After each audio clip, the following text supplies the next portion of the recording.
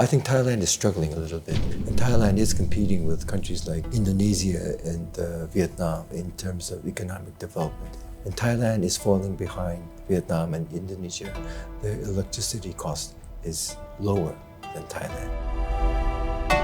And what kind of the message that you would like to give to Thai policymakers about this competition? There's zero tariff applied to EVs, which I find a little bit too drastic. Some companies are really seriously being affected. It's not just about how to enter the Japanese market, but how to put together the know-hows and the experiences that the partners may have in view of the global market.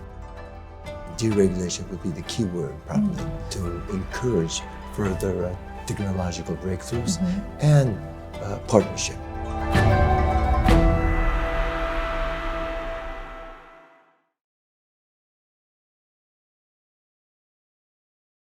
Ambassador Otaka, next year is mark 140 years Japan and Thailand relation. So I would like to know that what is the key initiative and what will happen next year? In the 140th anniversary, of course, we will do a lot of events, and we will try to connect as many events as possible through this anniversary initiative. And as you can expect, we'll be issuing some logo, which will be the result of many people applying for it and voting by the public as well. Of course, the Japan-Thai relationship goes back to the Ayutthaya years, but I think what we're seeing today is mostly from the 20th century. In the later years, we had the automotive sector investing quite big sums of money in Thailand to establish their production bases here. And I think it's been quite a success because Thailand became a very important export hub of cars for the global market. So Thailand's economy has evolved through cooperation with Japan in a way. Right now, we're at a turning point. Automotive sector globally is facing a new phase. We have more EVs, and the traditional companies are having to make adjustments to the new conditions, and which includes the automotive industry in Thailand as well. So this is a time when we have to make some choices as well. In the 140th anniversary, we will try to highlight as many of these things as possible, to recall what has been done up to now, and to try to push people into moving into the next phase, and be able to cope with what's coming up in the next decade or two. As we have known that Thailand and Japan have like a long collaboration, so a global supply chain right now like continue to shape and so like facing many challenge. So what role does Thailand play in Japan? Is long-term strategy for Southeast Asia? Well, ASEAN as a whole is very important partners for Japan. And particularly Thailand is a very important partner. We've been supporting Thailand develop its own important infrastructure, which would include seaports and airports, roads, bridges, and all the other things that you would need for the industry to actually grow. In return, I think Thai economy and Thai industry has really developed well. But I think through the industrialization of Thailand, the supply chain has been established in Thailand and with Japan as well. That will surely have to continue, but we are facing some new challenges, and there's more investments coming into Thailand other than Japan, and we're seeing more smaller companies being built up. Bigger companies have their production plants in Thailand as well. So the supply chain will probably have to make some adjustments, which would include probably some more M&As by foreign investors of the Thai companies. So if we see at the global context, in today like geopolitical landscape, we have seen at this moment how is like Japan balancing between economic securities and also like technological leadership and regional competition. Economic security is one of the priorities of government under the leadership of Prime Minister Takaichi. Economic security would include supply chain resilience. So over-reliance on risky sources for particular supplies will have to be avoided. Explore new channels of imports for such items, of course, and we will try to strengthen our network of all the supplies that we need. I think this is done by all the countries around the world, including Thailand itself. Geopolitically, this is probably necessary because the markets are being divided, as you can see. We will have to reduce the impact of such divide as much as we can.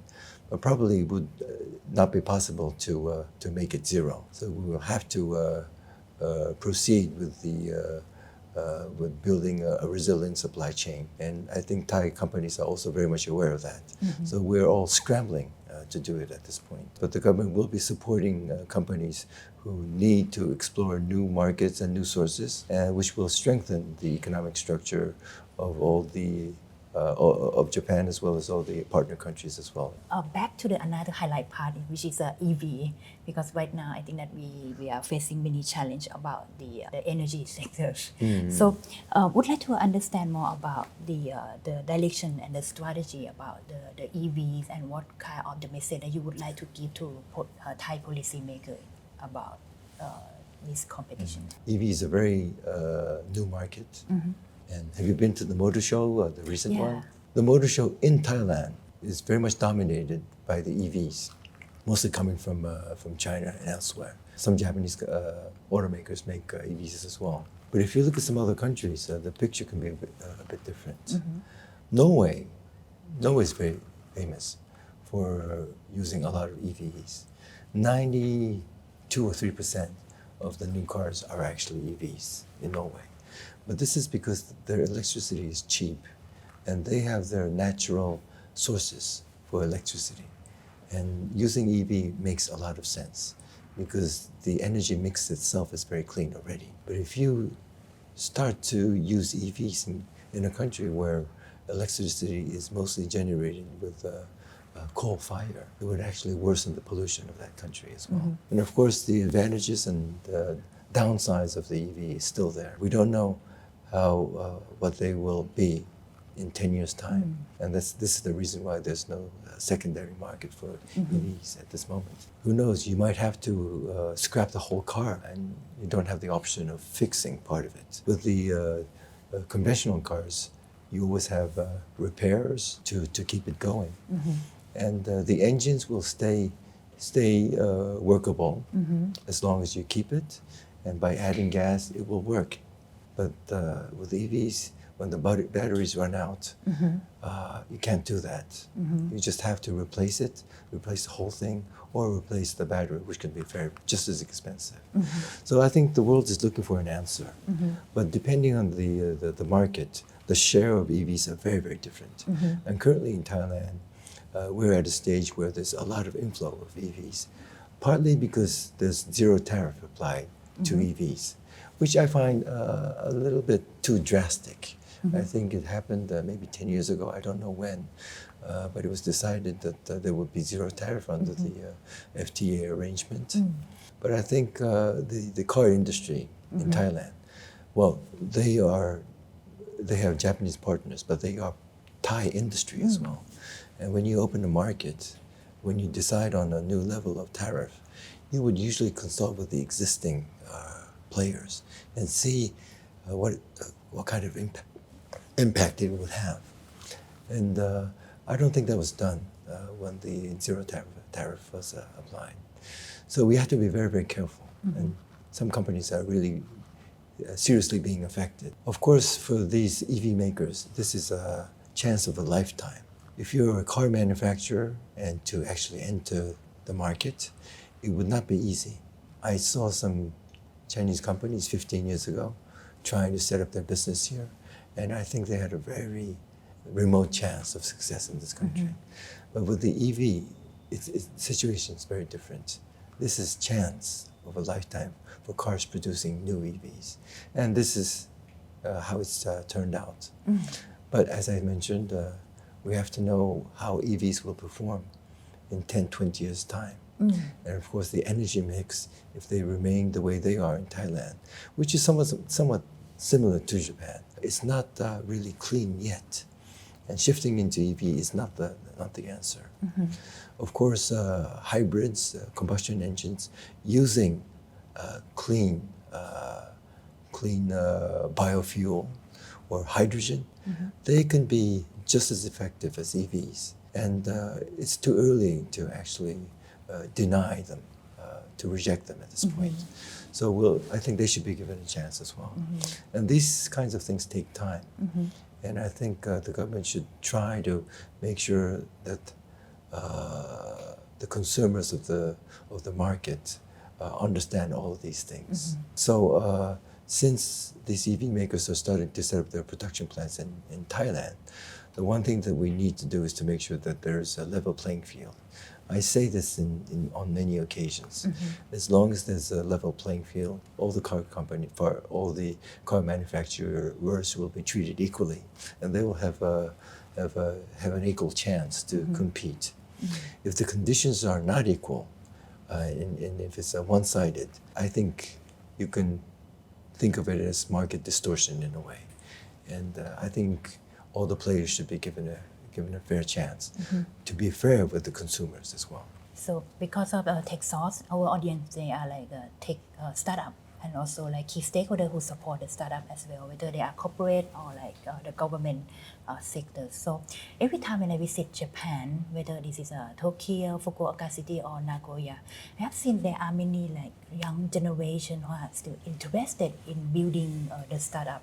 And at the same time, the government agency in each city, they are really active in this area. So what is the force? What is like a secret sauce behind this motivation? Well, I think, as you know, we have big companies in Japan, established names. But as you said, we are seeing some younger people establishing new businesses that you might call startups. People are acknowledging that they can be diversified, and people respect for being different. Maybe 30, 40 years ago, people believed in joining the big companies. That was the goal. But nowadays, I think younger people understand that becoming independent and starting their own businesses, interesting and fun as well. And I think there are facilities and infrastructures that support that.